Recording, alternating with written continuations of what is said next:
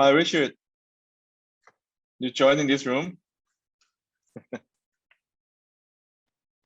Okay. We're still waiting for a couple of speakers. Okay. I think we will begin shortly after this.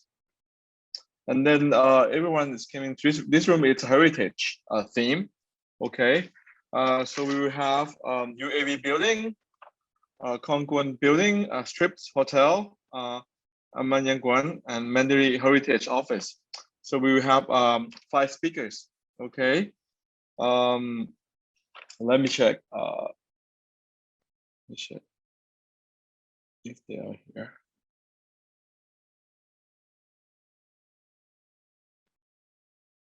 I think they're still out there on the schedule.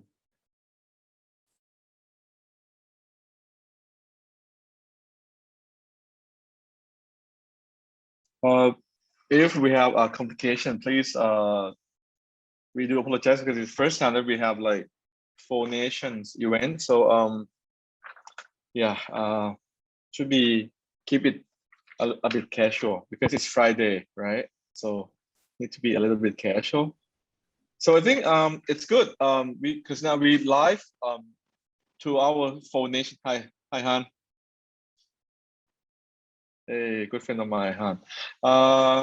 Yeah, wow, a lot of Singaporean in this room, right? We're all here to support you, Art. Okay, all right. Thank you, man. I'm still stuck in my office. Okay, so for our speakers, Lawrence. So again, we in the heritage room. Okay, I think we should begin. Okay, all right. All right. Okay, thank you very much for the IT team that show us our sponsor. Okay, I think sorry for a little bit of technical difficulties. I think we have a lot of people try to join in our room. We have I think we should begin for the IT. I think it's okay for the clip. Yeah. Okay, Lawrence here. I thought you were lost outside. So I was out completely. Okay. I think well, so what we're gonna do, I'm gonna brief for our sessions. Okay, we will have 5 speakers talking about their projects, and then 10 to 15 minutes. Yeah, and then we have a Q&A after that. Okay. So in our room we have Lawrence Low, Adrian Lai, Yap Bun Kien, Tanut Goenka, and Doni Vipayana. Okay, sorry if I pronounce it wrong. All right. So further much ado. So I think we should begin with Lawrence. That's what we were. Okay. Oh, okay. I'll turn on your mic. Please Okay. unmute yourself. Okay. All right. I'm fine. You wanna? Yes. I share screen? Okay. Yes. Sure. Okay. I'll share screen.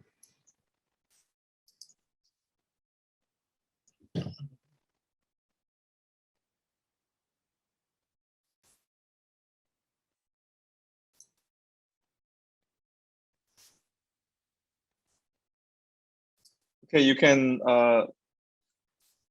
Hold on a second. Yeah. Yes. Okay. Anyone in? Yes. You can just. Oh yeah. Okay. Okay. Let me take this out.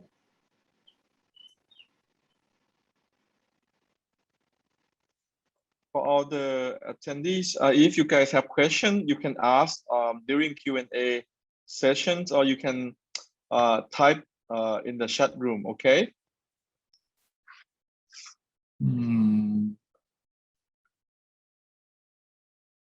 Having a bit problem moving it.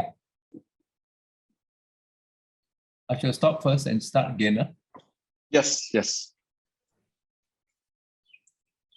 Okay. And everyone, please turn off your mic. Okay, just mute it. Thank you so much. So again, our room is heritage. Okay, and then the first building will be UAB building by architect Lawrence Lowe. Okay. Sorry, I'm having a bit of problem. My slides won't move. There's something wrong. I had sent my a copy. Prof. Lawrence. Yes. Let me help to share. Okay. I'll stop this one. Huh? Yeah. Is it still on the screen? I'll close it. Okay, I'm ending the show. Do you have my copy? Can you see the slide now? Yeah, yes. Yes. Okay, thanks. Okay, thanks, Anne. Okay, please, Lawrence, it's yours. Okay, sorry about that. Who's going to advance it for me? You may start now. Okay.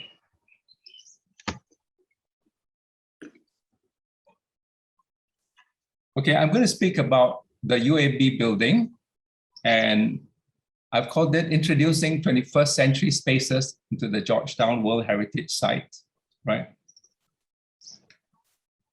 Can I have the second slide? The vision driving the approach to the UAB building's adaptive reuse was to set new benchmarks, right? The first benchmark was to integrate 21st century spaces within a historical building in the Georgetown World Heritage Site. The second one was to promote environmental sustainability and its compatibility with heritage conservation in Malaysia. An excellence-driven client who was supportive of this vision was key to achieving these new standards.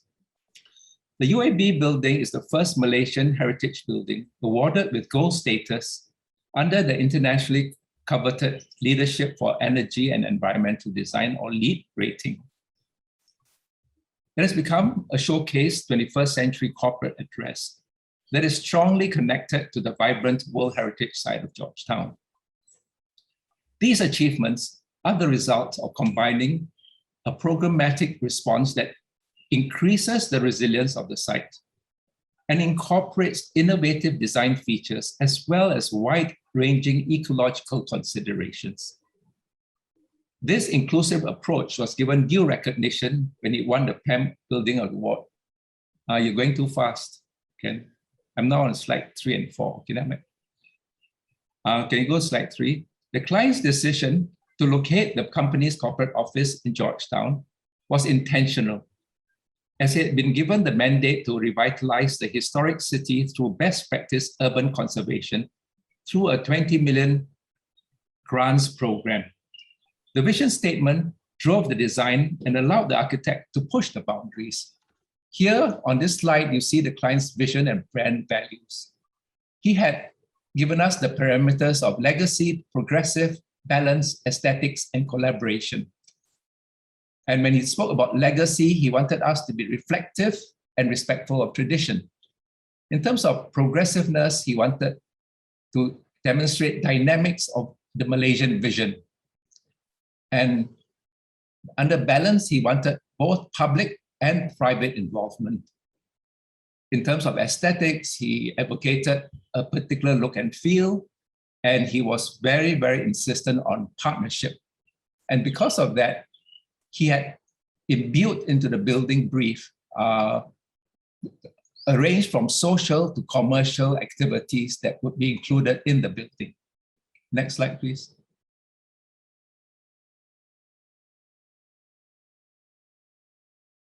Can we move the slide? Okay. So he left me with 2 words. One, he said he was looking for a flagship project. And the second one was that it had to set a benchmark for his organization. And within the whole design, we had to show 3 things. We had to show inclusivity, innovation, and entrepreneurship.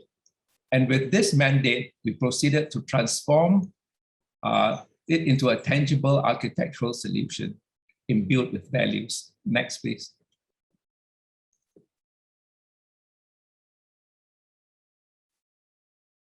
So we had to look at how do we make the site resilient, because I mentioned that word earlier. So we looked at a typical situation, which was really how spatial planning took shape in terms of the context of the Georgetown and the typical shophouse typology. So you see in the little diagram under typical, we spoke about grasping the spirit of place and respecting the existing qualities of Georgetown.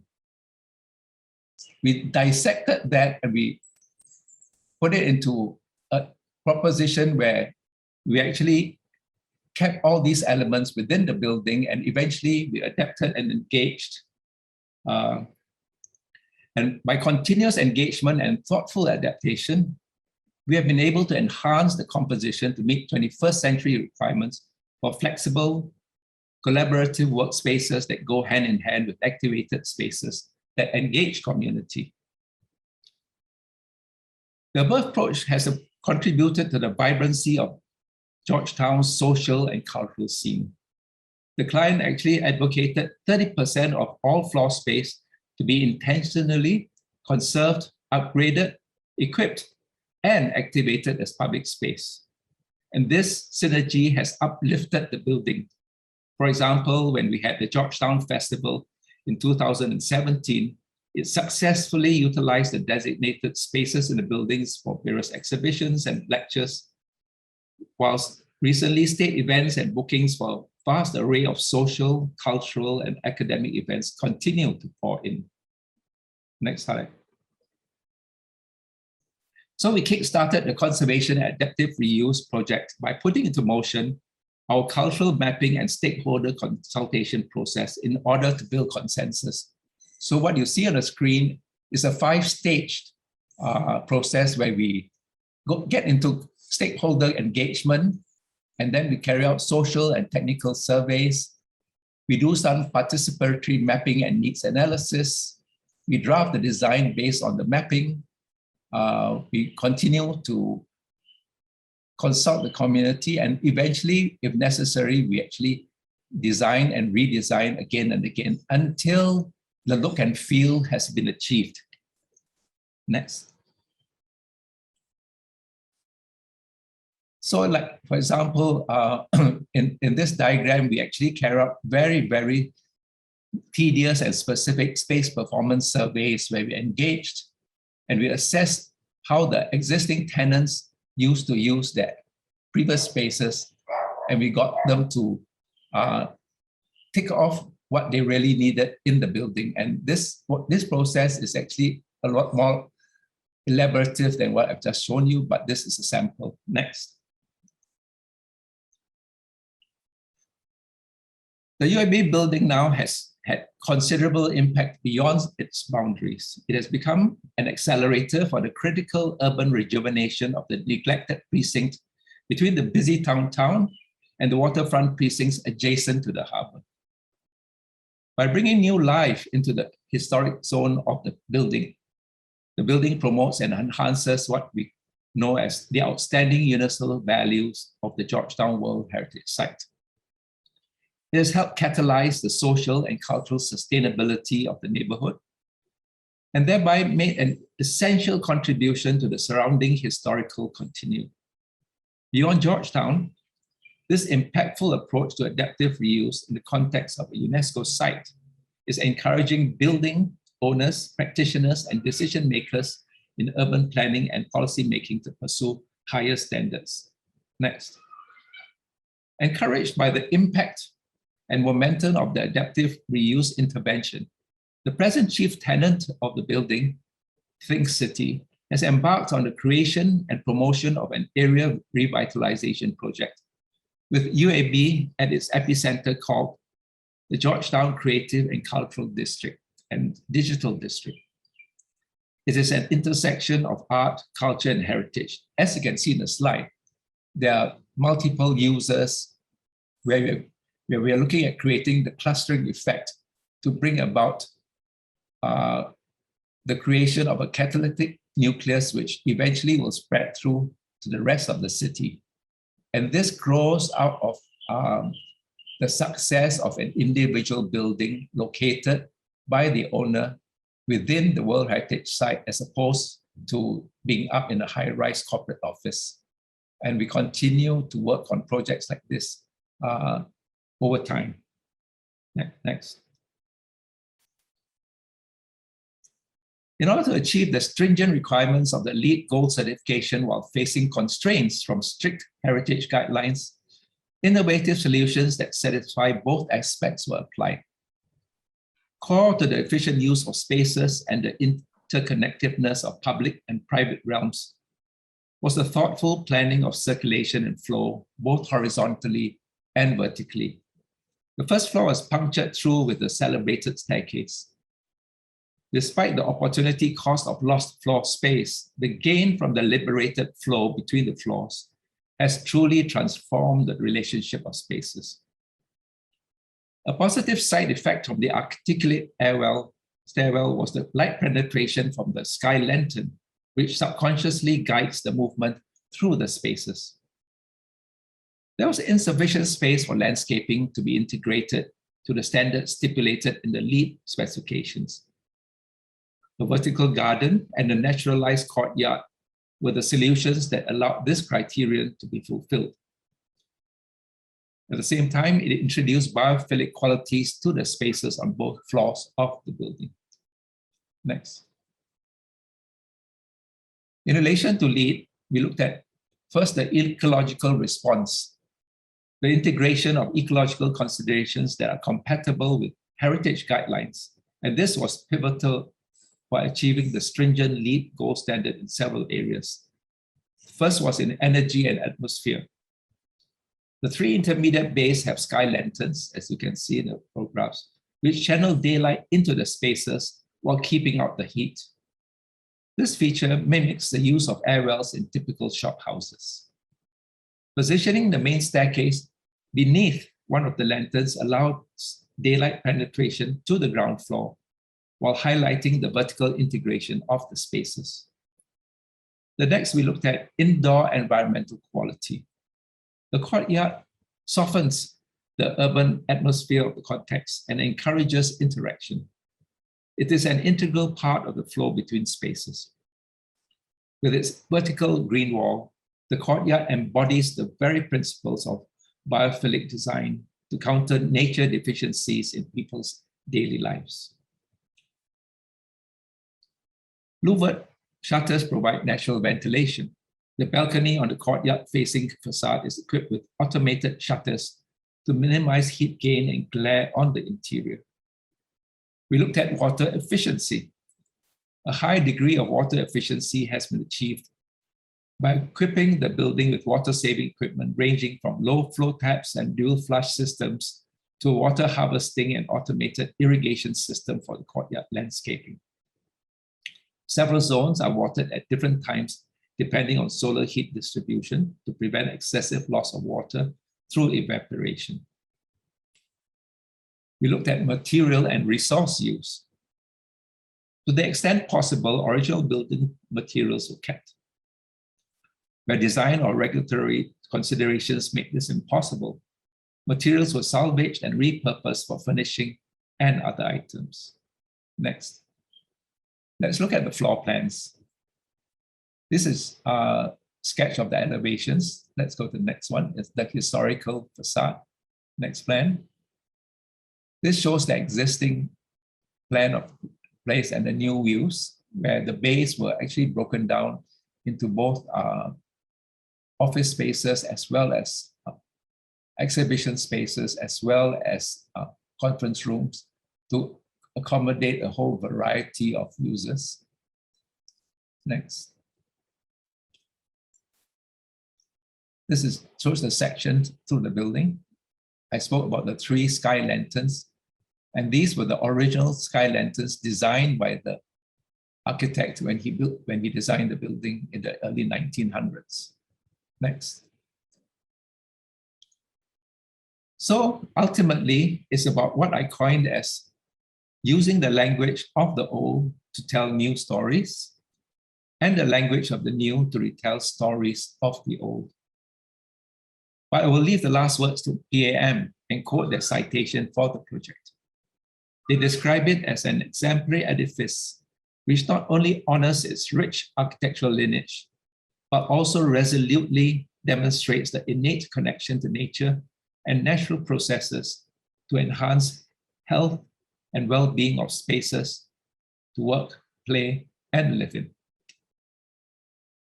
Allow me to say that it's been a privilege and a pleasure to share this project with you, and I thank the organizers for the invitation. Thank you. Thank you so much, Lawrence. I think the UAB building is quite magnificent. In terms of it's a first of the Malaysian conservation project to have a lead in gold. Yeah, and looking through the book, it's already beautiful and gorgeous. But looking when you present it, I think we have more and more interesting aspect to. Maybe we can the Q&A will be after all the speakers present. But thank you so much, Lawrence. That'll be a wonderful presentation. Thank you very much. Thank you. Okay. All right. So we'll go to the next one. Okay, guys, if you have questions, please note it down. Yeah, we will have Q&A sessions on the end after the also speakers present their work. Okay. Next would be Contiguous Building. Okay. By Adrian Lai. Adrian. Yes. All right. Adrian Lai from Meta Architecture. Okay, Stace, it's yours. Okay, thanks. I'll just share my screen.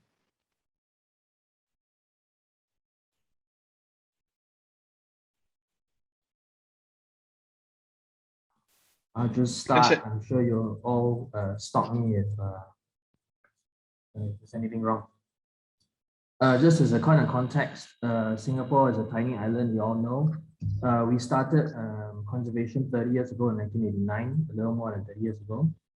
More than 7,000 buildings have been listed as conservation buildings since then, but actually only fewer than 100 are modern buildings. So we have very few post-war, pre- and post-independence modern buildings. And so how to conserve and how to rejuvenate is becoming a very important national project for Singapore now. My project is a very small one compared to architect Lawrence Low. It's a tiny little 3-story building in a small industrial park, Singapore.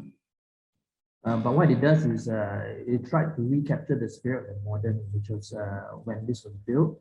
Contiguous Building is formerly the Contiguous Biscuit Factory. It received conservation listing in 2005. And the history of 2 McTaggart Road, this building, is actually the story of Contiguous Biscuit. I don't know whether you guys know about it, but it's an international, a household brand in Singapore. I'm very proud of it. We serve it on Singapore Airlines in first class. So this is their family building, and these are the roots. So when we tell the story of Contiguous Biscuit, it's actually about this building, of how Contiguous Biscuit grew from a household name in this neighborhood, from this corner shop at the front of the building, at the meeting of the 2 roads, McTaggart Road and Burn Road, to become an internationally renowned Singapore brand. For me as an architect, I was wondering what about the building captures the stories, which features defines its character, and then are they related, its character and the stories. So what we did was, as an early desktop study, the property is bounded by 2 roads. Its diagonal and apex condition creates a very peculiar trapezoidal building. The site for us then, not just the surrounding features, but actually the building itself, the existing structure and the character that we have to engage with, to respond to, is the building as essential features. Some clues were left behind by our government URA. The loading bay gate is gazetted, private entrance is gazetted, and the apex facade is an important gazetted feature.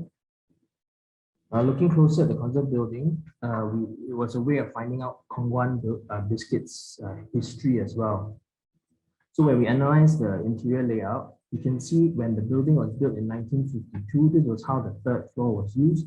You can see the master bedroom. It was a living room there on the 3rd floor, the dining room, and then this is a kind of laundry terrace, and that's a study room. And then you see that in 1970, when it was then transformed into an office, the master bedroom became the managing director's office. The boardroom is the living room, and the pantry is still at the kind of outdoor area. So they very much, it's a continuation of how the family always used it. We also then looked at the structural column to get an idea of how the building was used in the facing. Looking at it, you can see the orthogonal is facing this particular elevation, which then allow us to look closer and understand that the primacy of the facade is this one. This is the primary facade. And this loading bay actually opens onto the actual biscuit factory across the road, 18 Howard Road. So even though this building is known as Kong Wan Biscuit Factory, the factory itself was across the road, and they loaded up all the biscuits into this building and before they were sold at the corner shop. We also looked at this gazetted item, private entrance. It leads to the second floor. And from there, we could ask the owner some questions. They dug up photos for us, and this is how they lived there when they were younger. So when looking at the features and understanding why they were important or how they were being used, we started to understand the historical use, so to understand the stories behind it. You look again closer at the structural layout, and you can see at the apex, there is this, the only time when it's when the orthogonal structural grid breaks is at the apex. Here, it's because it's also a 4-story portion on a 3-story building. It took a pride of place. It's a tiny little building compared to the previous project. But in 1952, when this was built, it was the tallest building in the entire district, which was Singapore's first light industrial zone. So it had pride of place. It was a real landmark, and everybody knew this junction because of this building. Standing tall with this ornate facade, schools. There was a school across the road. So this is the history behind it. It was it gathered a lot of foot traffic back in the day. So actually, this facade, which is not the primary facade, secondary facade, is actually also very recognizable with its ornate staircase. So after we understood the stories, we then started to model the constraints. We wanted to find out how we can operate on this building. We understood this is based on the present constraints of setbacks and things like that. So in order to maximize the floor area, which is to meet the brief for the family, the current owner who commissioned us are still the owners, and they want to keep the building. So it's a legacy building. So we looked at how to, the first question was how to break down the bulk of the building. We looked at many ways of how breaking down the bulk on either street. We looked at different combinations by stacking these mini buildings that relate to the size of the original, to try to not overwhelm it, to try and create a kind of a polymetric relationship between old and new. And on top of that, the client was also clear that the building was to support the local SMEs around the area. So each floor plate couldn't be too big to make sure that the rents were affordable. So we conceived, and it's still in a light industrial area, so it's warehousing for a very weird shaped plan, trapezoid. It's not so usable in a storage fashion. So what we did was to try and take some of the spatial characteristics of the conserved building and to imbue it into the new. So if you look at the original there, the 2 roads beside it forming the apex, we thought that what we should do is to cut triangular sky terraces into this trapezoid. Because once you have the trapezoid and you cut away the triangle, you get a rectangular space, which is more efficient for storage use. And that became our module.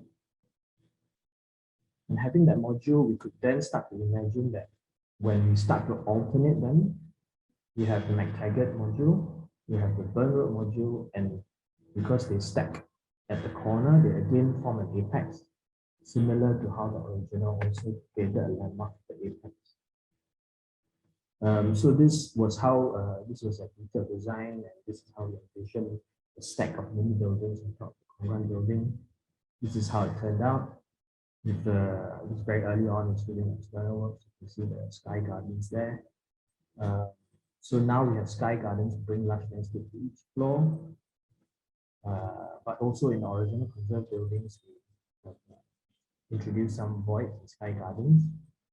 We've created orthogonal interior spaces with very enjoyable breakout spaces in greenery on east side terrace. We allow the integrated building to have two main elevations. This is the second elevation with an apex focus to the extension as well, maintaining that of the conserved original. Try and emphasize the spatial characteristics of the whole. By rotating the apex, we have this each mini building seems to be a main facade on either side. The extension takes its architectural expression also from the original horizontal form of the original with a rhythm of verticals. So we use horizontals and verticals. It's allowed us to create distinct extension based on the expression that was abstracted from the original. With vertical punctuations, it's either stone recesses or windows or sky garden. On the ground floor facing that junction, the owners also went one step further and wanted to still be engaged with the neighborhood.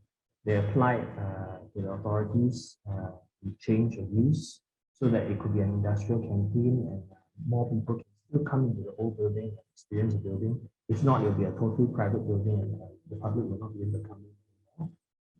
So even though they had to apply and delay their own occupation of the building, they were okay to do this. And they were happy with the result and they appointed us to do the ID for the interior design of their headquarters. So looking at these, the ballroom I was talking about, the pantry and all the old features, we created a lobby entrance that made sure that when they come, any visitors that come and while waiting for their appointment will be sitting in the old building looking at the new building. There'll be nice breakout spaces, side terraces. We designed a staircase, a feature staircase that linked the third floor with the fourth floor, which is basically linking the old building to the new building inside the office, so that all their staff will keep going from old to new each day. This is the lobby we're talking about. Come in and see the buildings on top. We designed furniture in the offices, and we did a very simple 8-story building addition to a 3-story conserved building in Singapore. Thank you. Thank you so much. Okay, interesting from Adrian Lai. So you have more of this building, which is you can submit next year probably, right? So hopefully you see I think your building is quite interesting. Like in Thailand, we have many buildings that look quite narrow. And I remember there's the Flatiron in New York City. It's quite half the location is the same as a corner, which is quite interesting, right? Yeah. These apex junctions are landmarks, and you kind of want to respect it as well. But yeah, so it's interesting. Yeah. Yeah. Well, okay. Thank can you. I comment? I had a fortune to visit it when we were doing the Architectural Heritage Awards, and Nice. I think it's nice to have you explain it, because it always gives you an extra touch when the architects themselves try to explain the thought processes. You know, very often you look at building and you're looking at the finished product, but for most of us, I think we like to go through and how the brain ticks. You know what I mean? What makes you think and the way you think. Congratulations. Thank you. Okay. Okay. All right. Thank you. Okay. So let's move on to the third speakers, and we have a Q&A sessions, which is I think we're gonna have a lot of questions definitely. I bet. Okay. So the next one would be the third person, the Strips Hotel. Okay. from Madras, architect. Architect Yap Boon Kian. Says it's yours. Yep. Can I share my screen? Atapang? Sure. Yeah, sure.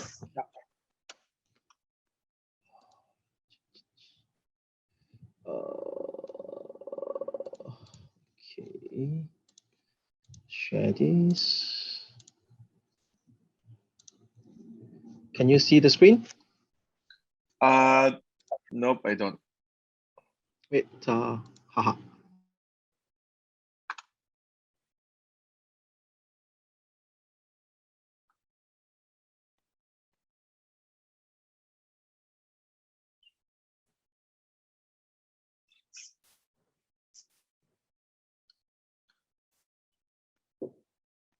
Oh. Okay.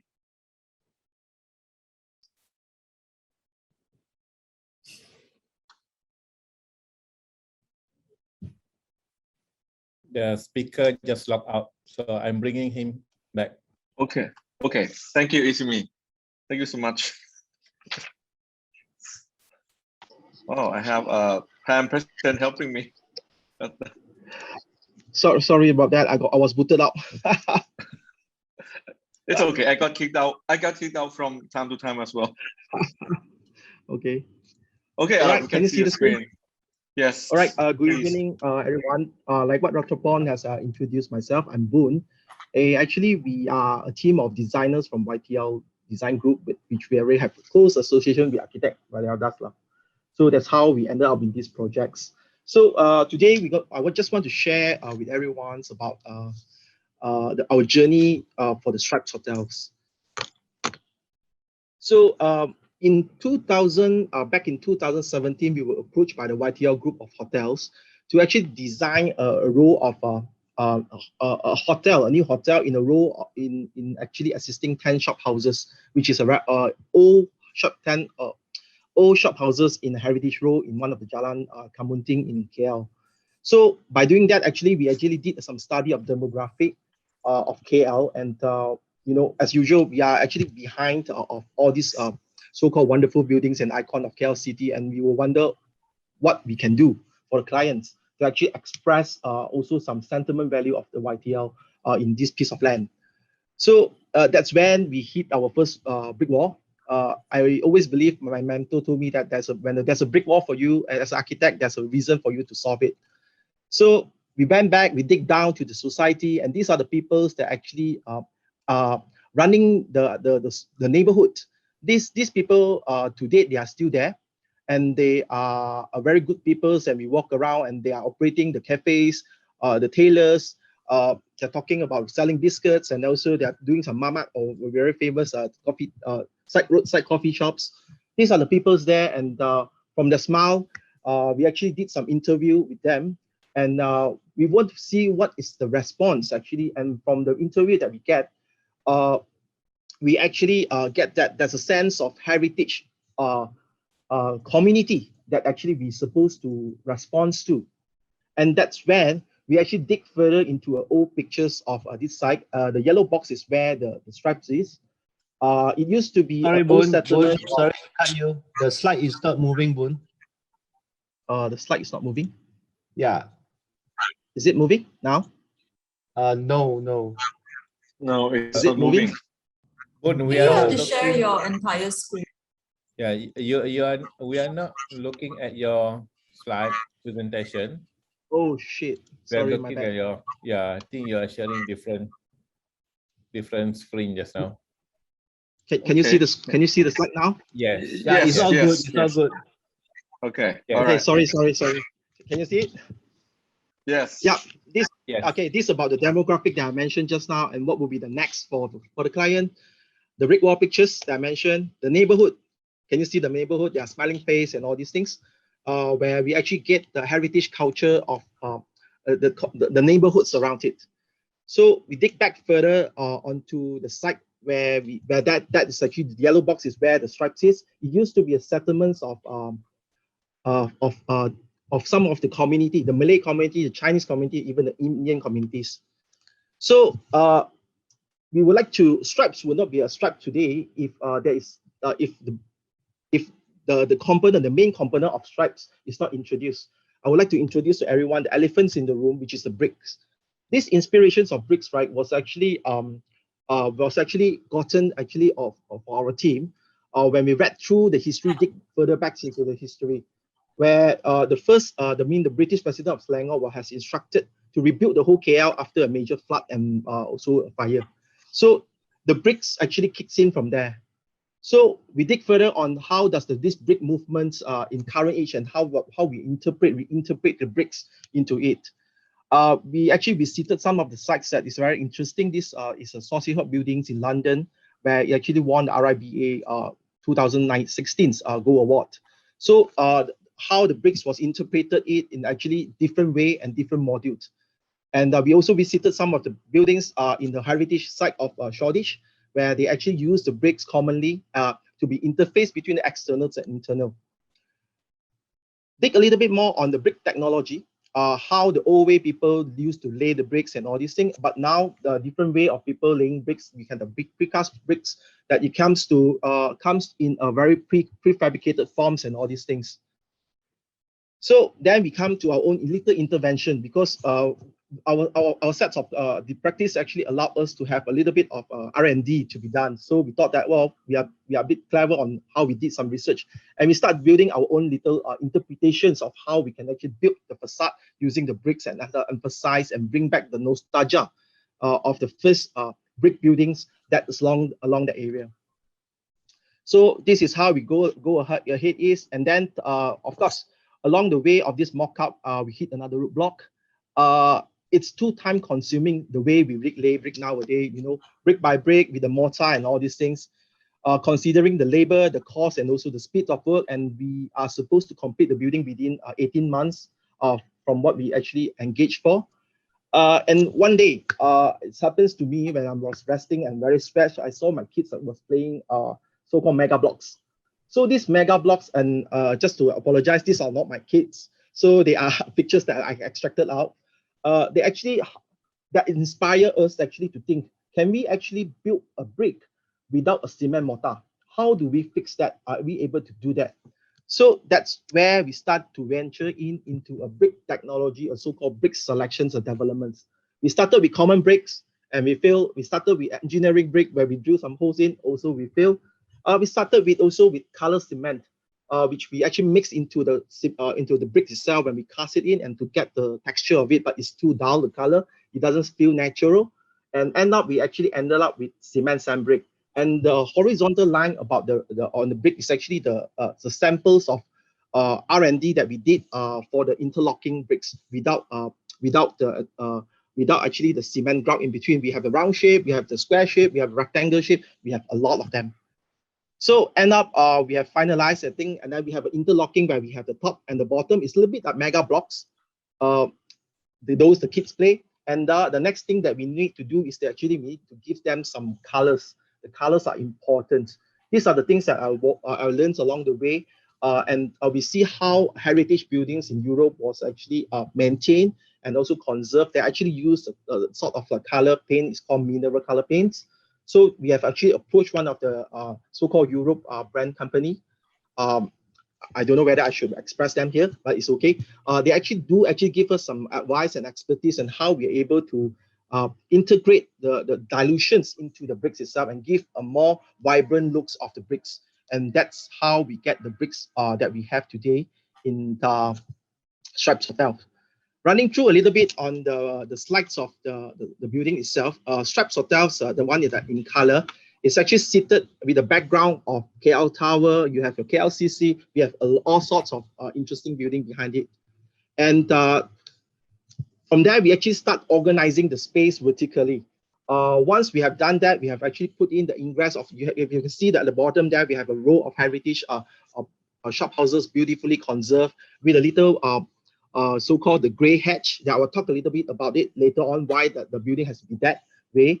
The first floor, we actually go for a public area where we actually bring in the bricks from the front, the heritage touch of the front of arches into the internal part of the building by continuing also the ideas of bricks into the arches. So this gives a sense of in and out approach and give a sense of neighboring neighborhoods to actually attract the people to go in. Moving along, the second level is actually a breakfast area, a breakout area. Now it's a very popular spot for all the working from home people. They would like to work along this area. We have some meeting rooms on the level 3.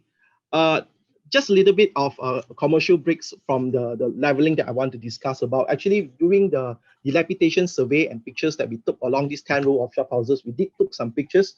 And on the left-hand side is actually existing so-called a cup of tea that was actually left over onto one of the abandoned houses, shop houses within the site. So in order to pay homage to the site, we actually did rearrange our ID creations together along with our ID designers to actually resemble the memory and the nostalgia of the site. So when people that along the neighborhood enter the thing, actually they feel like homes. So moving up, we have layers of car parks to compliance with authority guidelines, and then that's where the room starts. The interlockings of bricks and arrangements of the bricks actually give the rooms, I would say, a non-continuous, different type of views and approach. So the guests we have some feedback from the guests that actually stays here. They actually stays different 10 types of room, and they get 10 types of difference and 10 types of feelings. So this is a trick that we actually have worked along the way, and this is what we are getting the response. So going up to the rooftop, we have actually a sky bar and also the sky pool. They're actually overviewing the backdrops that we mentioned just now, the demographic of the KL city. We purposely reorientate the swimming pool to the back so that rather than we become the part of the in front, now the demographic become part of our selling point for the hotel. So a little bit touch about this little hanging pots here. Although it's this was inspired by one of the so-called plastic bags was hung over on one of the shop houses that we took over. So we actually take that triangle shape as an inspirations to be a hanging pots on top of the roof. So some actually when we demolish it, actually we expose some of the bricks, and today the bricks is actually, instead of like being part of the party wall, we actually bring it out to the facade and show it to people, and this is how the neighborhood will actually grow between it. A little bit on the pre and the post, the facade will not be complete without the so-called the luauds. In some of our research on the old shop houses, right, actually we did find out that the most important part apart from the heritage appearance of the corridor footway, the luauds actually plays a very important part of it. And thus actually with the play of the different size of luauds, we purposely curate it in a way that allow a different views and different point of angle at each point of times. So this is how it looks like in 2014. The start work on 2016, and then by the time we finish is 2019. So a little bit story about the entrance. The original, and this entrance was the original buildings that has actually touched very memory parts of the Yos. So it used to be first ID company for the Yos family, runs by our director's wives. So today, this building, when this building was built, it actually enhanced and also unlike so-called the neighborhood around it. Unfortunately, because of the rundown condition of the whole neighborhood, the building actually stands alone there today. But what we actually transfer from and transpire this idea from is actually we actually redesigned it in a way that it become the entrance of the hotel, and also it become the gateway to rejuvenate the neighborhoods.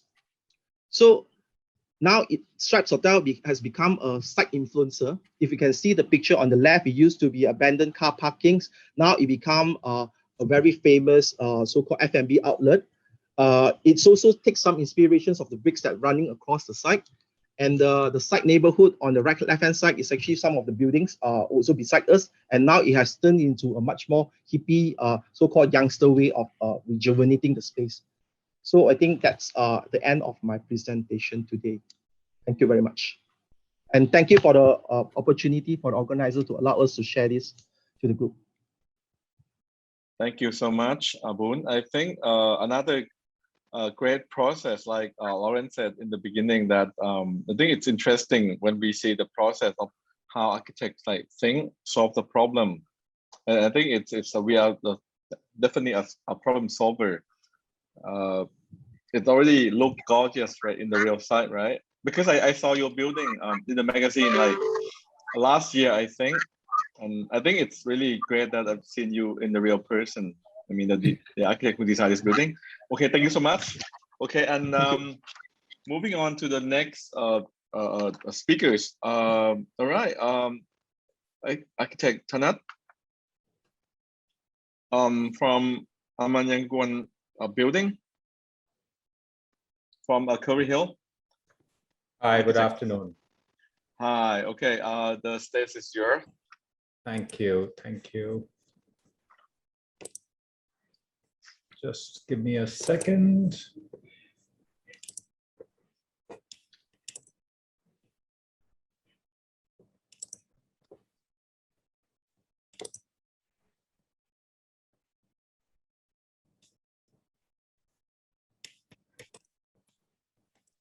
Okay, are you able to see my screen? We are looking at your presenter view. Yes, Okay. I think it's like presenter view. So maybe Yeah, if need you to can. swap. Yeah. Is that just a Correct. minute? Yes, now it's okay. Yes. Yes. Okay. Okay. Just a minute. Okay. Just a minute. Okay. Thank you very much for inviting Curry Hill Architects to be part of this webinar as well as the book launch. I'll start with a very short introduction to our studio, followed by the project, which is Amanyangguan in Shanghai.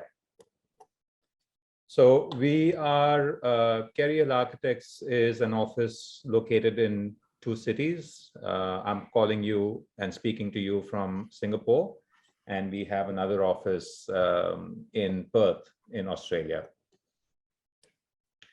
So like all of you, we work hard during the day and during the week, but on the Fridays and weekends, and it's actually happening right now next to me, we like to let our hair down. So over the years, Curry Hill established the firm over 40 years ago in Singapore. And over the years, our work has taken us from Nevis in the west to Rabat in the east. And today we are showing you, taking you through Amanyangguan, which is a project we completed in 2018. But we continue to work on the larger neighborhood for the client in different phases. So the story of Amanyangguan started around 14 years ago when the client, who is from Jiangxi province, went back to his hometown and found that a big part of his village was getting submerged by a dam project, which was resulting in a whole area of the village, which had Ming and Qing dynasty houses getting submerged. And not just the houses, there was an entire forest of camphor trees that was also going to get lost to the dam. So he took it upon himself to catalog each and every one of these houses, not knowing what he's going to do with them, to dismantle them piece by piece, and brought them all the way to Shanghai and occupied these large warehouses where he placed them, waiting for the right idea and the right project to come his way. In addition to this, in addition to these pieces, he also had a lot of, which were put together very beautifully to put the hotel together. He also moved close to 10,000 camphor trees from his hometown to Shanghai and kept them in a large nursery, waiting again for the project to be conceptualized. That's when the project was introduced to us. This was in the early, in 2010. We started working on this project. It was introduced to Aman, who is one of the operators. And we were introduced to the project to try to see what we can do with these kit of parts and the 10,000 trees to create an atmosphere for a hotel. So the project that we are working on, phase 1 is Aman Yangyun, which is complete, which is what we will take you through today. The next phase is under construction, and the third phase is on the drawing board at the moment. So the master plan consists of 4 quadrants. As I mentioned, the first phase, which is Aman Yangyun, is under construction. The hotel itself is located at the junction of the 2 waterways, a lake in front and a forest. Because we could not accommodate all 10,000 trees on our site, the client was able to convince the city authorities to give him more land across the hotel, which has now become a camphor forest. And we're designing a small campus for an Ivy League college within that forest. The other 2 phases include residences. It includes another hotel, retail, as well as I mentioned, a campus for an Ivy League college. So Aman Yangyun, the hotel has been conceptualized as a series of courtyards within this camphor forest. This is a very early image of some of the trees that had been transplanted. Obviously, they've been cut back so that they can survive the transplant. But today, these trees and the canopies have grown and they merge together. So a series of courtyards and streets which have been recreated within the master plan, and guests and visitors move from one courtyard to another, and every courtyard has its own distinct character. So Aman Yangyun has 24 rooms, and that's located at the confluence of the 2 water features, and it includes a large spa, guest rooms, arrival, and 2 restaurants and the back of house. The Nanshufang, which used to be the school in the original village, is one of the most exquisitely carved pieces of architecture, and that has been moved to the center of the cultural heart of the hotel. And now it is the library of the hotel, where guests can pursue calligraphy, can have different kind of events. And the oldest tree, which is around 1,000 years old, has been planted in the center of that large urban space, and it becomes part of the main landscape. In addition to the Nanshufang, the hotel has 30 villas, and each villa has 4 bedrooms. So this diagram shows the 30 contemporary villas with the contemporary living dining pavilions. And then the rest of the villas have the antique house located in the center of their gardens, of their private gardens. So this is a model of Aman Yangyun that we built while we were designing it. It shows the club at the corner of the confluence of 2 water features, the pavilions along the water, the guest rooms behind, the Chinese restaurant, and the hotel arrival. So guests arrive and are dropped off at the hotel entrance, which has been kept very modest and simple. The lantern which sits on top of the hotel glows at night, is visible during the day. It becomes an important node to orient yourself within the larger community. But it also provides the main arrival space its drama and volume. Materials have been kept very simple but modest. And as the guests arrive at the main reception, this is where they're greeted. And this is from that point, they either go to their villas, to a conference facility, or to the hotel public areas. The client also builds his own furniture and uses a special wood called a Namu wood, and which is a very rare. So this entire space was clad with these timber screens that we've designed for the hotel in this particular wood.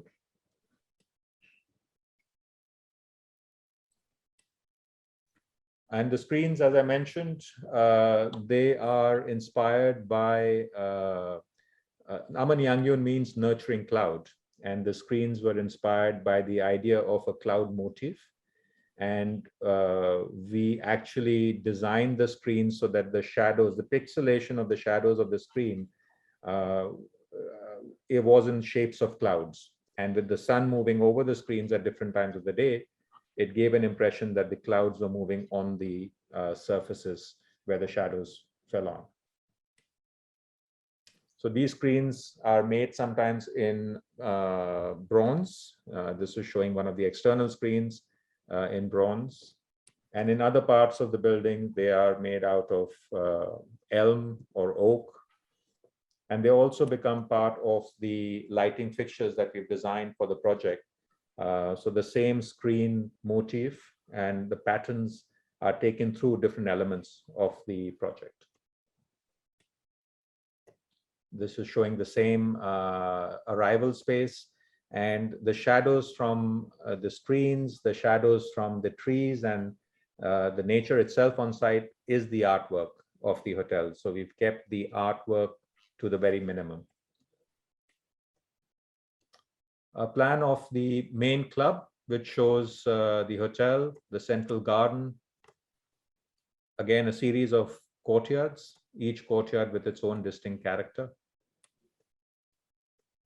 It's one of the courtyards with the cigar lounge and the retail. And then the journey from one facility to another is very carefully choreographed, leading you from public to semi-public and then private. Other screens have been made in solid sandstone blocks, again giving a layer of privacy, but letting natural air and ventilation flow through.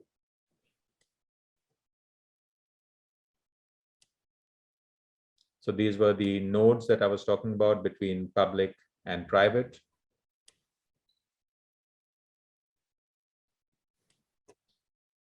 And the main dining restaurant, the all-day dining and the Japanese restaurant are on the lakefront. And these are designed as pavilions in the landscape. That's the all-day dining with views out, 180-degree views out towards the water.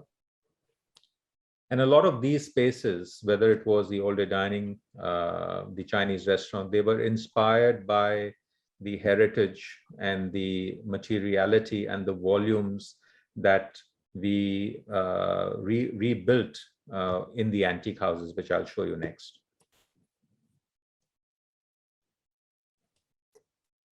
The spa.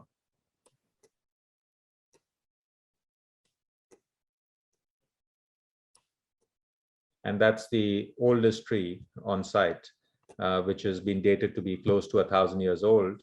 And the school, which is now the library of the Nanshifang, and a well. Every villa has a well, and it was a whole process of how we locate these wells in each villa based on the energy of the land.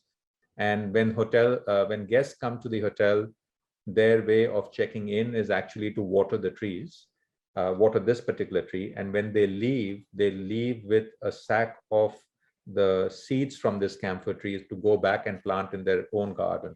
So it's a very nice and poetic way of checking in and checking out.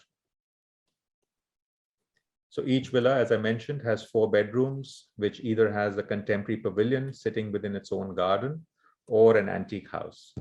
And the villas have been designed just like the larger master plan as a series of courtyards that you go through from one courtyard to another, and every courtyard has its own character.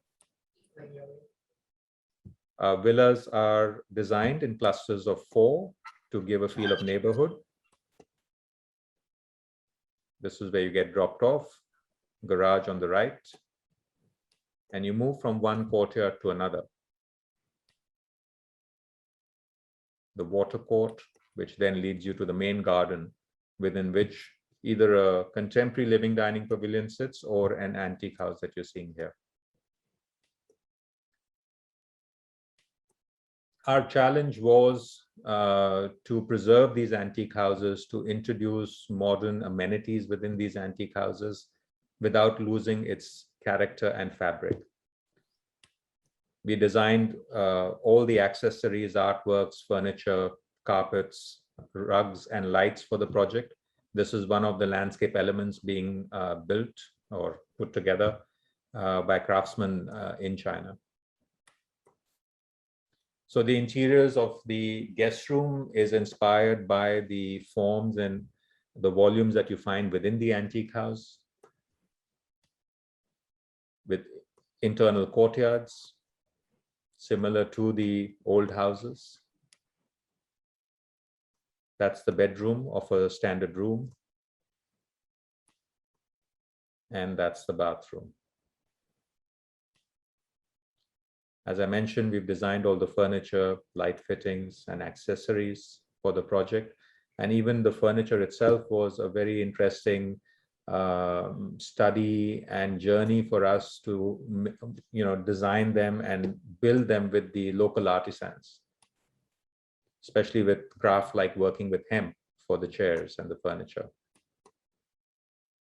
The rugs. So each one of these elements was a different design journey. So each of these villas have quite a large basement because the buyers and the guests who are occupying these villas do have functions and do have quite a large collection of art. And these basements have cinemas and art galleries where their collection of art can be displayed and other facilities.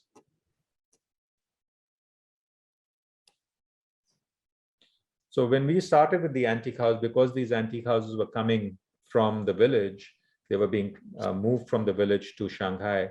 We started by understanding each and every one of these antique houses, which were different in all respects from each other. Some of them were 300 square meters, and the largest one that you see on the right was around 900 square meters. So in order to repurpose them, we needed to first understand them in 3 dimensions, and then see how we can introduce modern amenities like heating, insulation, fire, structure, while maintaining their original character. So these are the rebuilt antique houses within their own gardens. Wherever we have made a contemporary intervention, we've kept it very simple and very obvious what a new intervention is. But in other areas, we've tried to open up the walls because the interiors of these old houses tend to be quite dark and humid. So to allow cross ventilation, we've opened up the walls quite discreetly. And obviously, each one of these antique houses sits within a backdrop of contemporary architecture, which flows through from the hotel into the villas.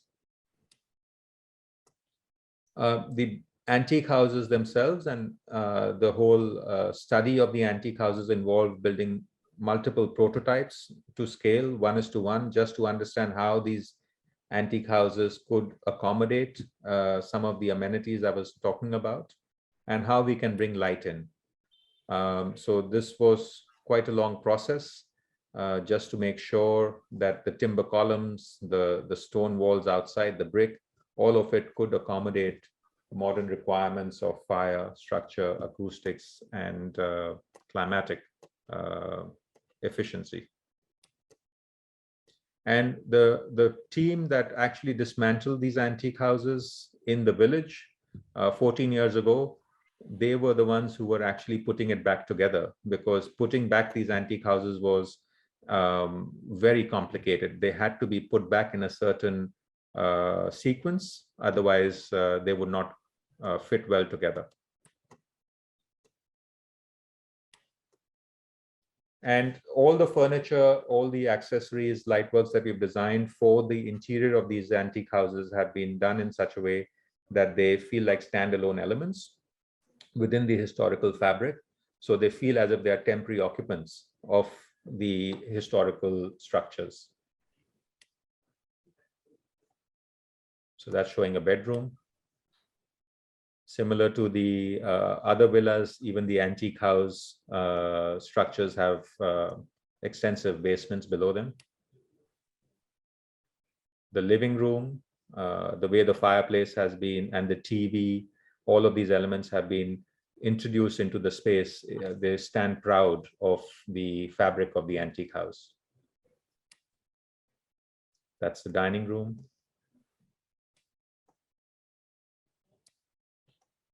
And that's another view of the external elevation of the antique houses with the interventions.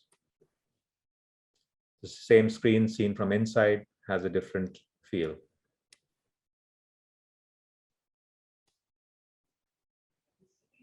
The bathrooms.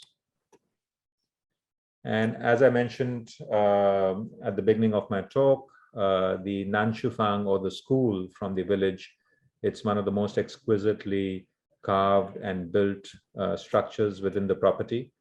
And that has been converted to the cultural center, if you will, and library of the hotel.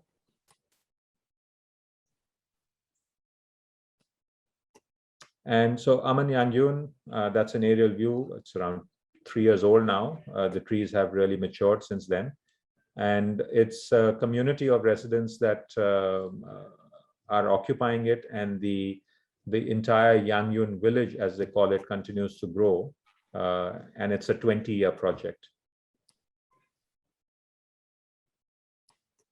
So Aman Yangyun won the UNESCO Prix Versailles Award in 2018. And that was a big acknowledgement of the effort that has been put in by not just us, but all the consultants and the clients. Thank you very much. Thank you so much, Hanut. Very, very impressive work. Actually, myself, I've been in one of the you guys' work in Chiang Mai. That's one of the Curry Hills work in Chiang Mai. You know that, right? Yes, yes, the Anantara. Yes. And when I was in college, Curry Hill himself gave us a lecture about this building when I was in Hawaii. So it's a good experience. And yes. And I think it's a good experience that I can see how you guys really transform because in Anantara we have the old consulate Right. inside out as well. So I think it's quite impressive. Okay, we're gonna thank you so much, Hanut, and then Thank you. Okay, and I think our attendees have all the questions. Yeah, please ask in the Q&A session. We move to the last one. Okay. Okay. Thank you so much. Okay. Last but not least, Mandarin Heritage Office by okay, Donnie. Hello. Yes. Thank you so much. Hi. Okay, we can hear you. Donnie, please go ahead. Okay, I will start. I'm Doni, and this is my partner, Simon. Okay, we will start our presentation.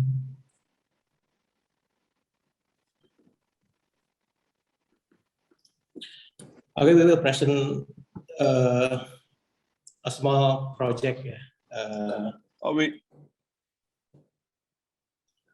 Okay, can you see? Yes. Okay. Okay. This is a conservation project of Malaya Traditional House in Medan. The owner is PT Graha Putra Mandiri. And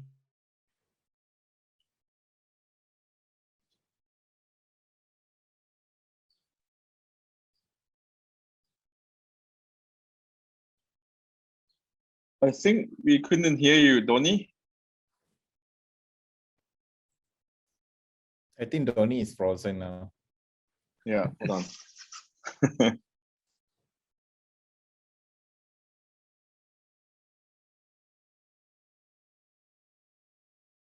Okay, just wait for him for a second. I think our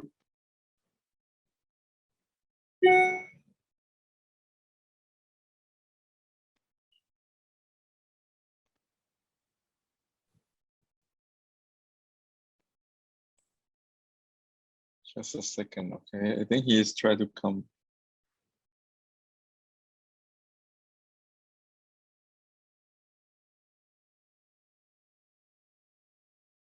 can he? Let me.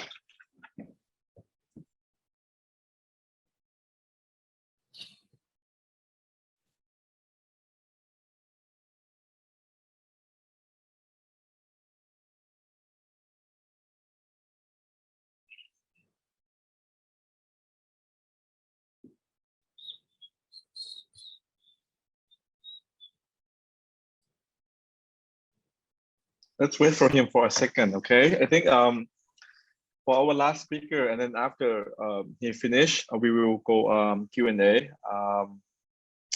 Please type in if you have a question in the chat room, or you can ask. We're probably gonna have like 10 to 15 minutes for the question sessions, okay?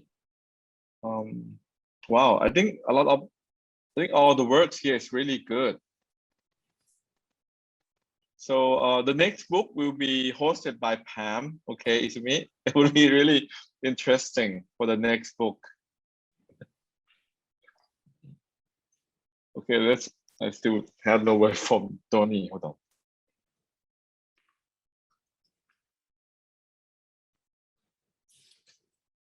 on. And hold on.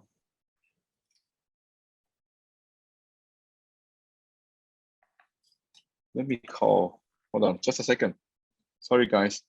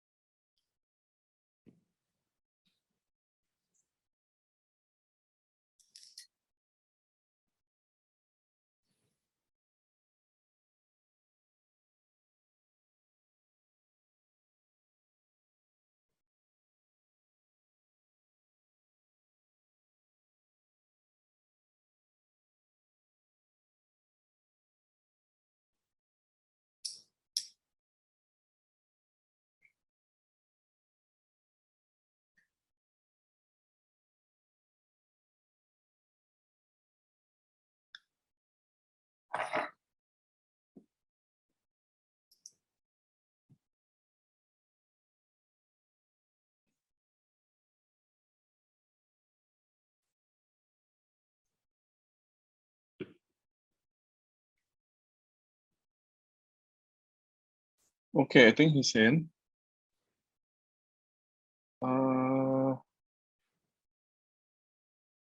Tony, are you in the room?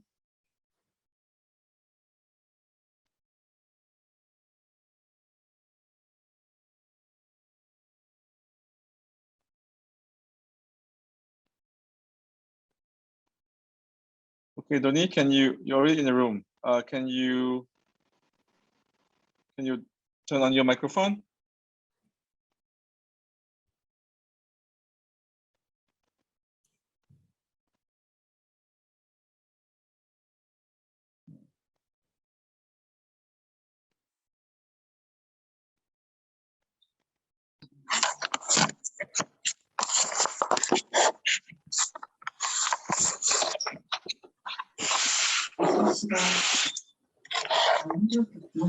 I think he is now logged out. Maybe you can continue with Q&A while we are waiting for him to come back. Yeah. Okay, all right. Sorry, guys. First time always have a little hiccup, but I think everyone's really enjoy our sessions. Yeah, I think maybe let's move to Q&A first. Yeah. Okay. If anyone have a question, you can introduce yourself a little bit and then ask the speakers. Okay. Now we have Lawrence with us. We have Adrian with us. We have Boone with us, and we have Knut with us. Okay. So if anyone want to ask, please.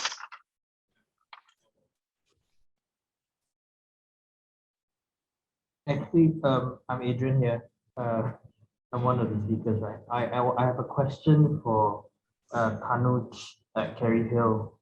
The Aman project just, I mean, it just looks amazing. The level of development and detail is really next level stuff. I'm very curious about how long you guys were involved in the project, how many people were involved, how do you, I mean, it's just a massive undertaking, right? I look at Lawrence's project and Boon's project, and I just think, wow, you guys, huge undertaking with all the balancing modern needs versus big, huge conservation buildings. But then, when I see Aman, then again, it's next level. I mean, no disrespect at all to anyone. Just looking at, I mean, designing furniture and lights and landscape art. Yeah, and I can see the development of the lantern from a building block scale all the way down to the screen and then the lantern. So yeah, I mean, besides the magic potion of how do you guys do it, we can just ask how many and how long you guys are involved in this project. So Adrian, as I said, we started working on the project in 2010. That's the first time when Kerry and we went to Shanghai and we were introduced to the client. We were introduced to these warehouses where all of these parts were being documented, and the nursery with these 10,000 trees, which was an amazing feat to actually move all of those trees across the country. The client basically spent all his money because they had to dismantle toll booths, they had to build new bridges just to take the weight of these trees coming across some of these old village roads. We spent the first 6 months actually getting to know Jiangxi. So we went to some of these old villages and stayed there to see all these old houses and how the people lived there, how they were occupying it, and the character of these houses as well. But it took time. You know, it took time. It took around 2 or 3 years to design it, and then it took 2 or 3 years to build it. And within those design and building period, there were full-scale mock-ups done of the houses themselves to see how we could introduce a layer of insulation and the seismic structure within the walls of the antique house without making the timber columns too big or the masonry walls too thick. So each and every one of these elements was a journey, as I mentioned. And also finding the artisans across China who the client was quite interested in reviving some of these different trades and arts, whether it's landscape elements or whether it is furniture making. The client himself has a furniture line that he builds. So yes, it was a long process, and it involved, as I said, not just us. Our landscape architects were from London, Dan Pearson. Lighting designers were LPA, and other than that, they were the biggest team of consultants I've ever worked with.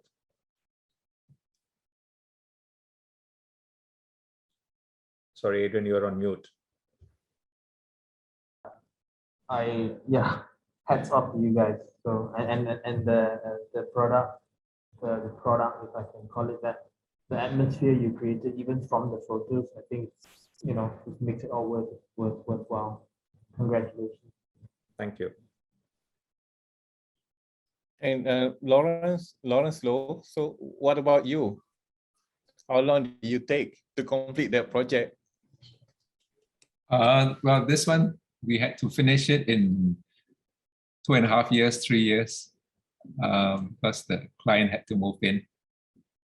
So it was really day and night working on it. But it was fun. I mean, it's always good to do something within a World Heritage Site. The constraints are incredible, right? And you really have to find ways to get down around the guidelines and understand, you know, the mindset of the conservation team.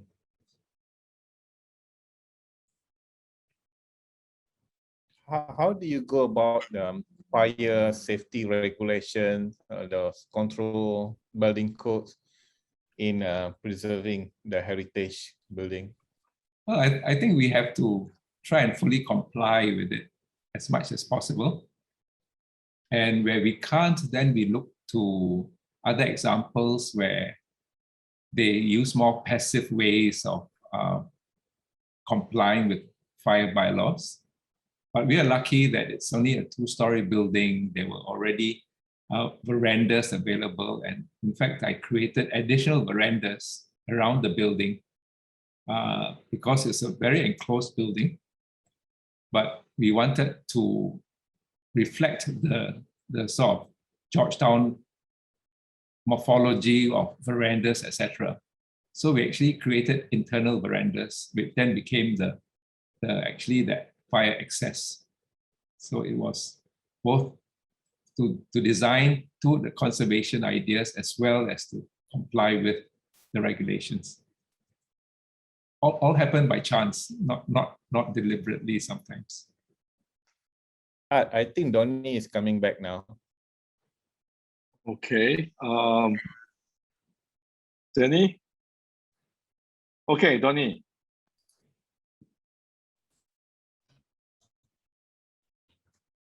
Donnie, you are Hey, on mute. sorry. Yes. Okay. All right. Okay, we start again. Yes, please.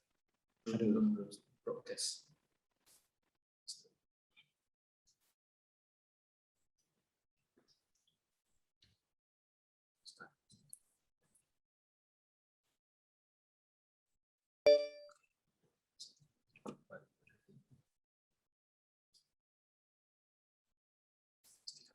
Okay, can you see this picture? Yes, please go ahead. We see your Uh, pictures.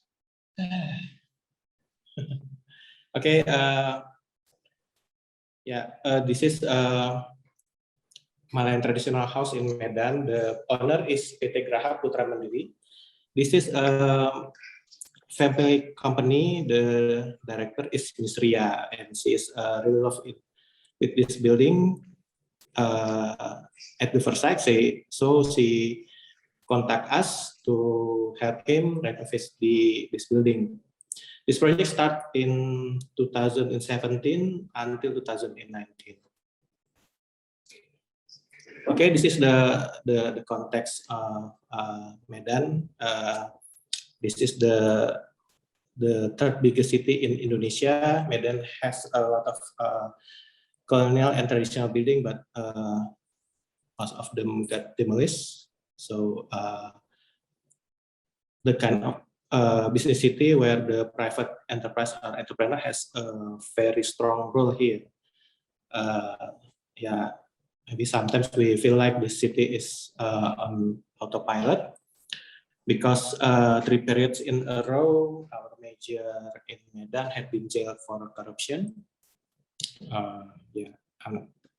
So this clearly affected the city development policy and program. So since colonial era, Medan had a nickname called Wild West because the government of that's in this didn't get involved with the city. Conservation is something not familiar in Medan. Most of them consider is inconvenient, expensive, and hinder for investment. That's why conservation activists get a lot of tough challenge here. This is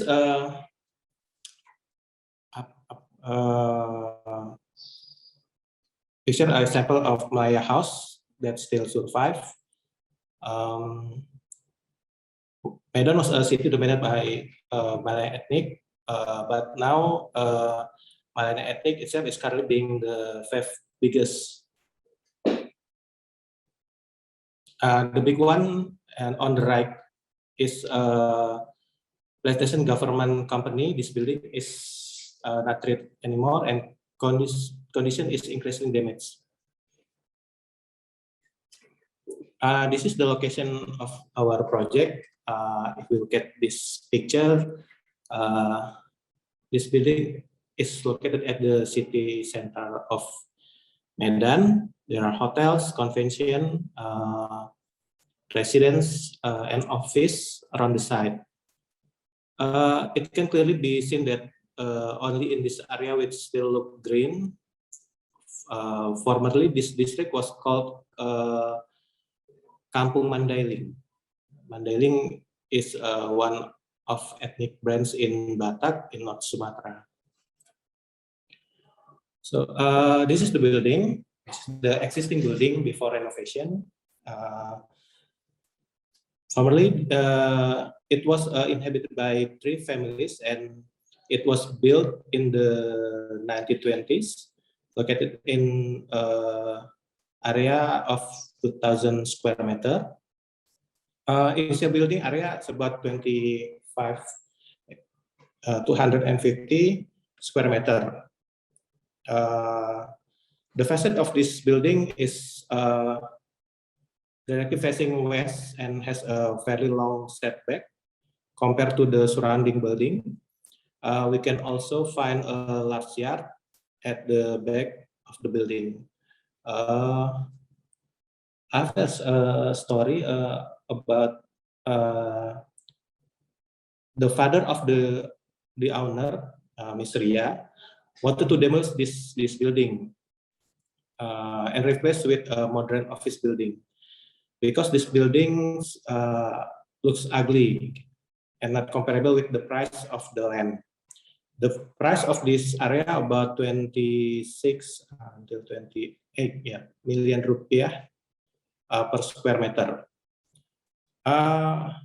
We and Ms. Ria convinced him to preserve this building, because in this area only them has a mainly traditional building, and the renovation cost will be much cheaper than building a new one. Can you still hear me?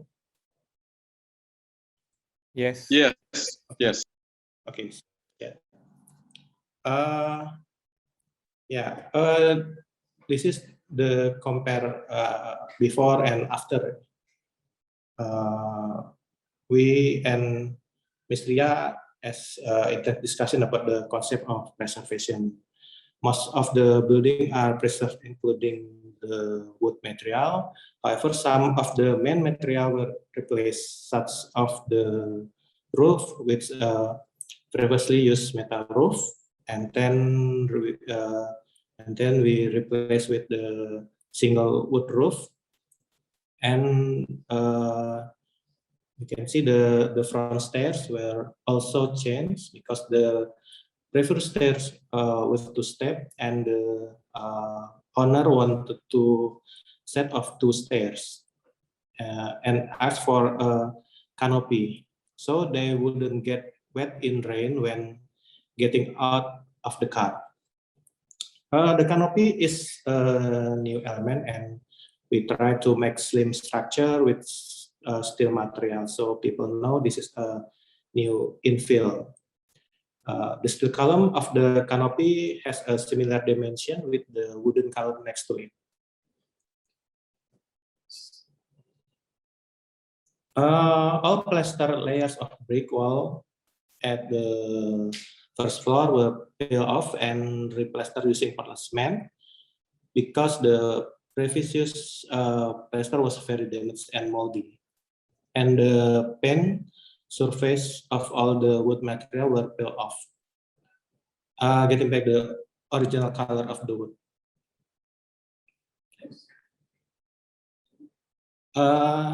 At the back area, there are additional function for the gathering or dining area, and also the toilet area.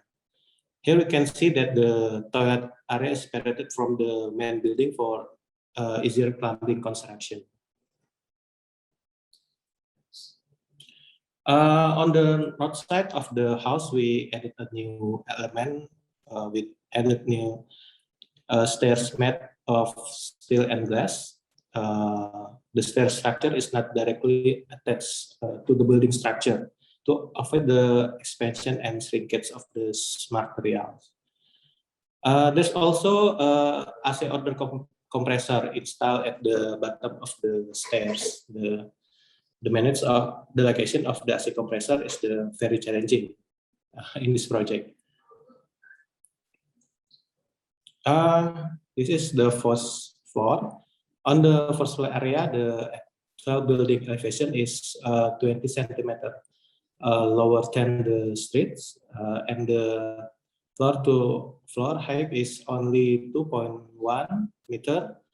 Therefore, we and the other discussed to lower the existing floor, and we found that the building has no steel at all, and its foundation is only 40 centimeter deep. Eventually, it was decided to make concrete floors and was to bin all the pillars so that there was no subsidence of the structure and groundwater seepage. Additional wooden beam was added at the bottom of the wooden floor to reduce the deflection of the wooden plank floor. On the second floor, the roof partition was rearranged according to needs, and the existing wooden ceiling was maintained and repainted. The floor is covered with plywood first and carpet to reduce the vibration. The doors, window fitting were repaired, so windows that were already rotten were partially cut and give the new frames. Then we painted. Okay, that's all. Thank you, everyone. This from us. Thank you. Okay, thank you so much, Tony. Yes. All right. Okay. So I think let's move back to Q&A sessions. Before you left, we have a little session for Q&A. Okay. So let's continue on the Q&A. I think it's quite interesting because all of the work in this heritage room, it's all use heritage, either site or the building. Yeah. And one of the questions that has been raised is a time, right? Time always a factor for construction work, but it also a factor in the heritage building as well. So I think many of the attendees and many of the architects or speakers here is quite aware of that. Okay, just curious, maybe I'll ask Donnie, how long does it take from you to finish your project? Almost 2 years. 2 years. 2 years. From the beginning of the project until yes. It's finished. Yes. Is there any problems during the construction? I think most of the problem always comes during the constructions.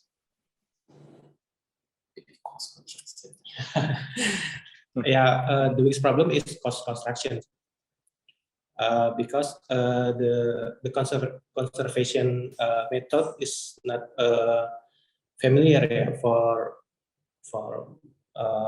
people in Medan, so they don't.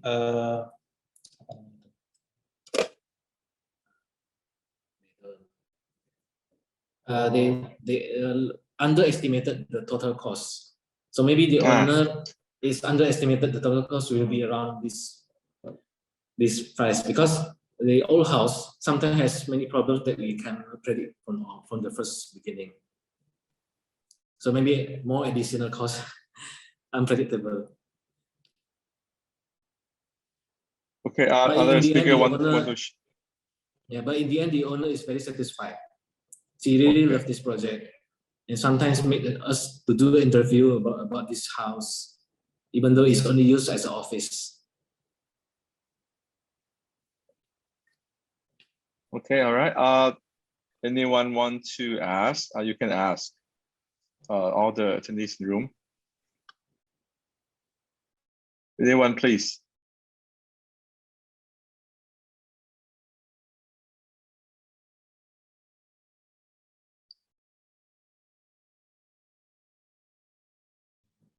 Can I ask another question to Okay, sure. all the Please. other guys here, the four guys? I I don't do a lot of conservation buildings, but I have just this kind of approach to architecture, paying very close attention to site and context and things like that. And of course, we all need a very supportive client in order to do good work. And I think when it's a heritage project, typically the client is quite supportive. They already know about legacy. They think about the importance of building, right? So I think we're all quite lucky in this room to have been approached. But can I ask how much of your practice is geared towards conservation? I'm sorry, I don't know everybody so well. So I just want to know whether is that your specialty, your architecture practice?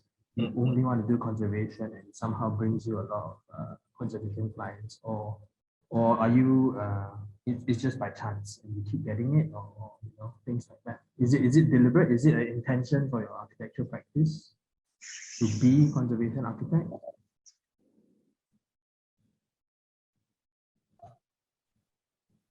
Okay, I think it's quite clear.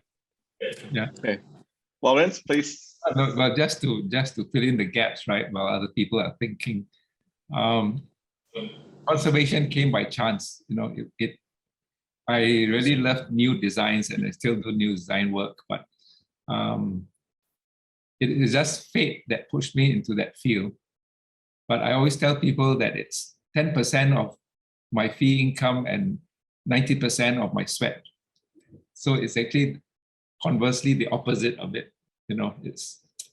And so having made a name for myself in conservation, right, becomes very difficult to actually extricate myself out of it. Every time I'm offered a project, I said, is there somebody else who can do it better? And then ultimately it still comes back to me because it proves to be a more difficult job if you really want to comply with all the international charter standards, expectations, etc. And especially when you work in a very, very steep heritage environment, it becomes really a challenge to to sort of break the mold, so to speak. That's just to answer your question.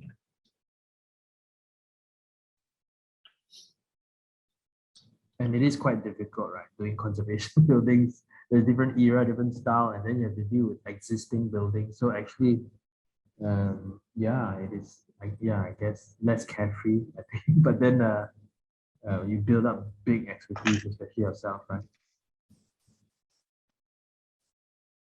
How about Boone? Any take-in for the question? Well, it came by chance actually, and I'm actually fortunate to be understudy of Lawrence for the first 6 years of my practice. I used to work for Lawrence quite some time, just for information. So a little bit of the touch of the mineral things that I actually learned from my sifu, from my master. So actually for this project, actually, it just so happens it's actually it's part of the heritage role. So to answer Adrian, it's actually by chance, like what Lawrence said just now. We do some other things as well. Yeah. And since winning awards and for your and being the influencer in the neighborhood, have you been approached for more conservation projects? We have been approached for a lot of free foods nowadays. When we step onto the street, no job but free food. Pandemics, helping each other. Yeah, nice. But it's nice to see how neighborhood transform and take the forms of ideas of bricks and neighborhood, and now the neighborhood becomes strongest. They have actually bring more character to it in a way, actually help them to grow as a business. So that's how I will see how the building has been transformed over the whole entire neighborhood. If today's You go there and back to the days where these are the dark area where all the gangsters are gathered together, all the drug addicts. Now it's totally a clean area, a very happy area, and the youngster will come. You know, all these are become a new trend in KL, part of KL, and used to be an abandoned area as well. So I mean, we have this opportunity to rejuvenate the neighbor, something that we treasure that much, and we actually did got a lot of earful from our client along the way, with our intention to put a brick facade and all these things. So yeah, it never it's a very nervous process, but end up we deliver a product that the client to client satisfaction. Okay. How about from Curry Hill, Tanush? What's the ratio in the Curry Hill right now? So I don't think we are predominantly conservation architects. We do end up doing working on conservation projects, some of them. I would say at an average, maybe 20% of our projects have a conservation element to it. But a lot of the work that we are doing, whether it is hotels or institutional, especially if it is in old cities, for example, we were involved in a conservation project in Sri Lanka, which was another hotel. But in Perth, in Australia, we were involved in a conservation to repurpose a conservation building, which has a hotel, but other facilities as well. But more than buildings, I think what we find ourselves working in are landscapes, which are either UNESCO heritage sites or conservation related landscapes. So that's very interesting. For example, we completed in 2019 a hotel that has been in our office for 22 years. The first time when Kerry visited the site in Kyoto was 24 years ago. And it took that long for the project to get the right investors since we first found the site, and to get the approvals to build on that beautiful conservation. It's not a UNESCO heritage site, but it's worthy of one in Kyoto. And we are now working on another UNESCO project in the middle of the desert. And the landscape is the conservation project.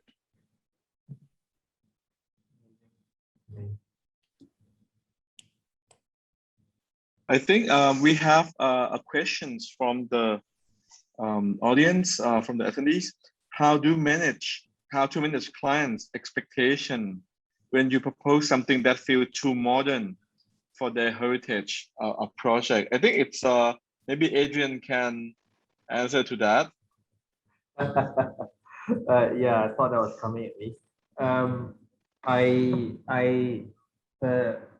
Well, I think the ambition of the client was a legacy building. They knew that the conserved building was a first generation of the company passing on to the second generation. So the extension was actually a third generation and beyond. So they knew that they didn't want to mimic, and they weren't so hard and fast about how it looked like. The interesting thing for me was that our first meeting, when we came on board, they invited the entire board of directors. So there were like 20 people in the room waiting to see what we were going to present. And we didn't present any concept drawings like they were expecting. It wasn't visuals, it wasn't renders. We basically conducted a kind of conversation and a kind of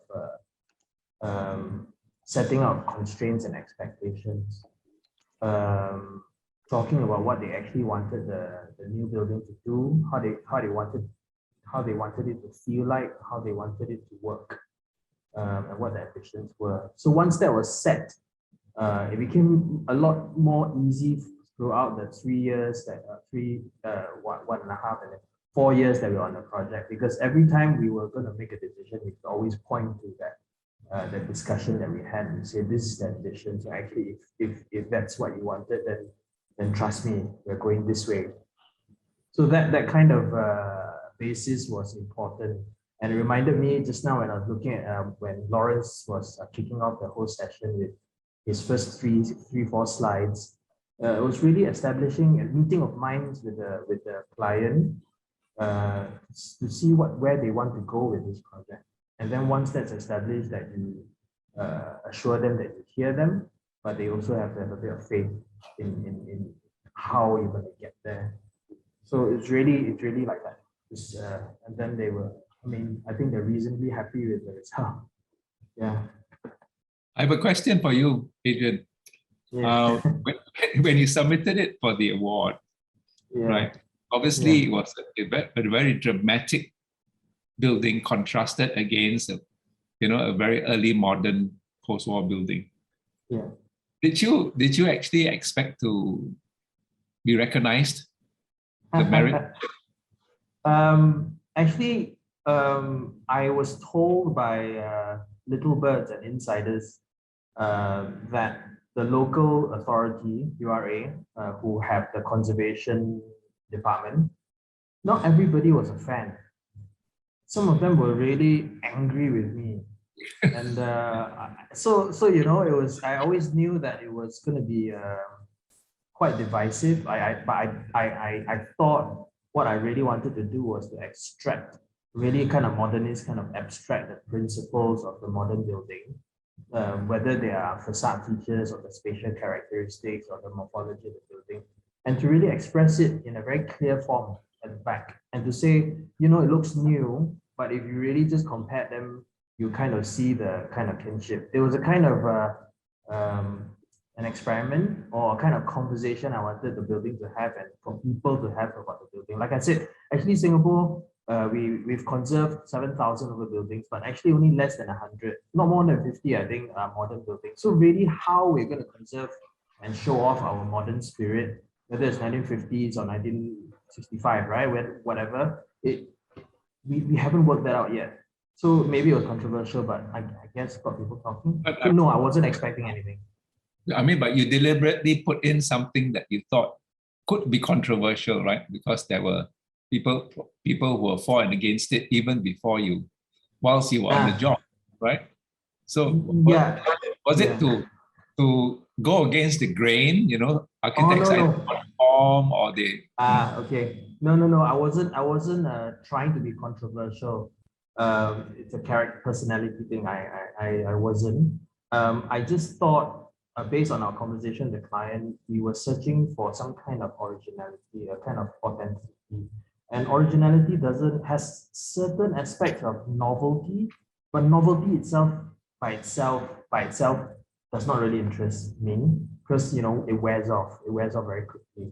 So what is authentic about the place was really what was driving me forward. So I had to build some kind of conviction, because there I was trying to say clients have faith in me, and yet at the same time I was wondering whether it's all a bit too much.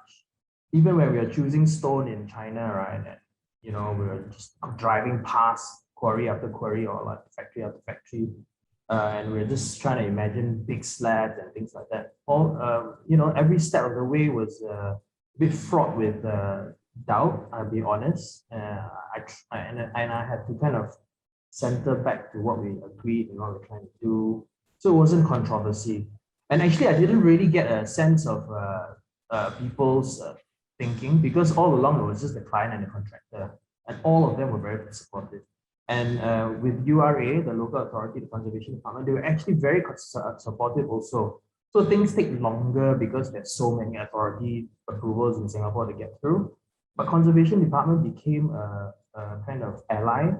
We weren't fighting against them. They know we were trying to do something good. So if we were talking to the roads department or national park department, they were on our side. They knew what we were trying to do.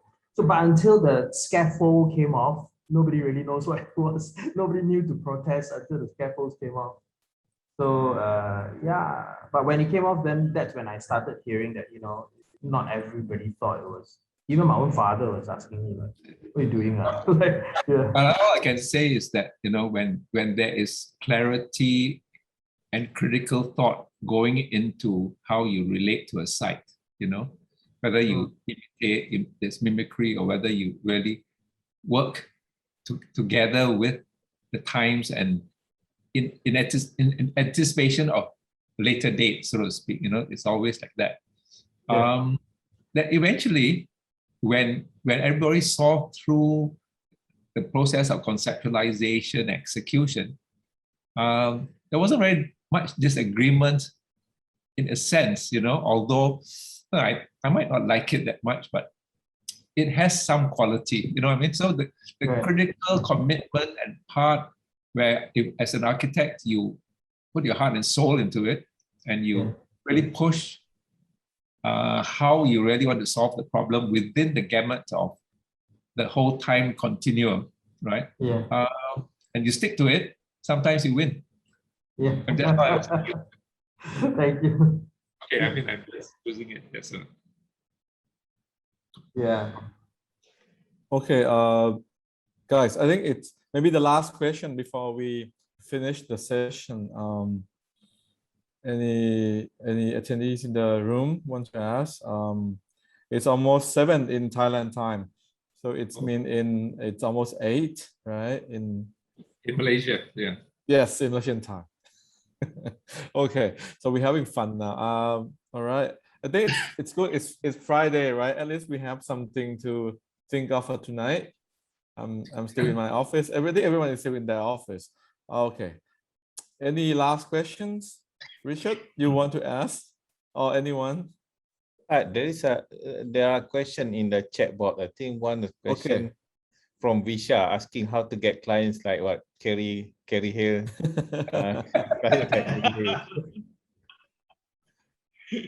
Oh, that's a tough one, right? Yes, that's a very, very tough one. You have to be in practice for 40 years and then wait for them.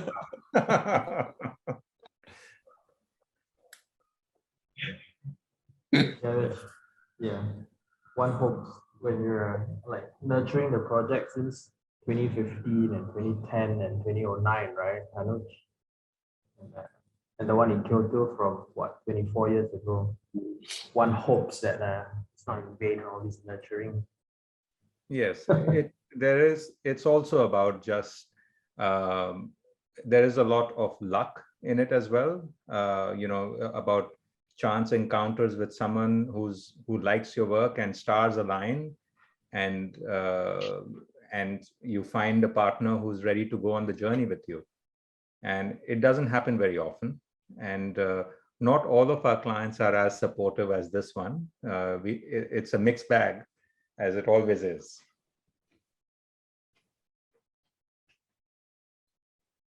Yeah. Okay, I think that's Thank thank you so much for all the speakers.